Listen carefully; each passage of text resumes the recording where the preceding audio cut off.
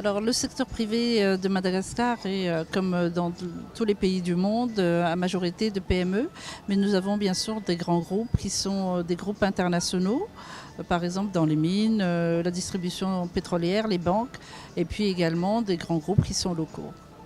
Les secteurs porteurs, c'est le textile, la pêche, l'agroalimentaire, les call centers aussi, tout ce qui est technologie de l'information et de la communication. Nous avons évidemment, les grandes entreprises n'ont pas trop de difficultés pour accéder au financement. En revanche, on a vraiment une réelle difficulté pour les PME parce qu'elles ne sont pas en capacité de fournir des garanties et également elles n'ont pas forcément les capacités pour monter des projets qui sont bancables. Et à l'autre bout de la chaîne, vous avez les très petites entreprises qui bénéficient de la microfinance. Et là, c'est très développé à Madagascar. Disons qu'il y a beaucoup de réformes qui sont en cours à Madagascar, mais nous faisons encore face à beaucoup de défis, tels que par exemple le problème d'approvisionnement en énergie, les infrastructures routières qui, notamment, on vient de subir un cyclone assez violent qui a détruit beaucoup de routes. Et puis également, comme on l'a dit, le problème d'accès au financement.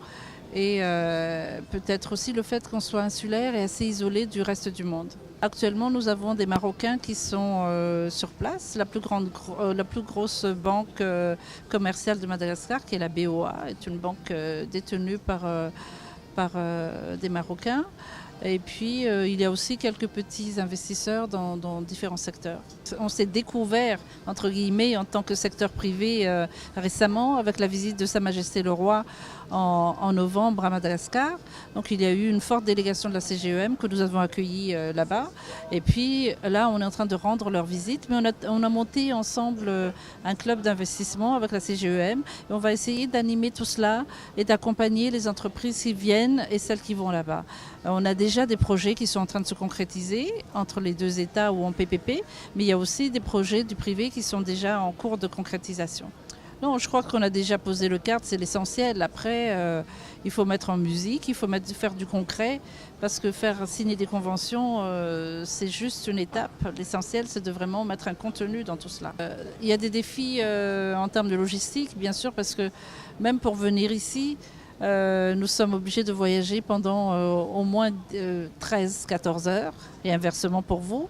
Et puis pour envoyer les marchandises aussi, si on crée un courant de commerce entre les deux pays, il y a quand même un défi en termes de logistique, parce qu'il faut qu'on puisse acheminer tout ça ici. Mais je pense que si on a la volonté et si on essaye vraiment de monter des projets concrets, ça peut être contourné. Nous avons visité plusieurs entreprises au Maroc et nous avons pu avoir un aperçu des caractéristiques de l'économie marocaine. Nous sommes persuadés qu'il y a beaucoup à faire, notamment dans le transfert de savoir-faire, dans le renforcement des capacités, parce que le Maroc a vraiment de très grandes compétences dans certains secteurs. Et on a été vraiment impressionnés par ce que vous avez été capable d'accomplir au cours des 10 dernières années. Donc déjà, ne serait-ce que dans le savoir-faire, les compétences, il y a beaucoup à faire.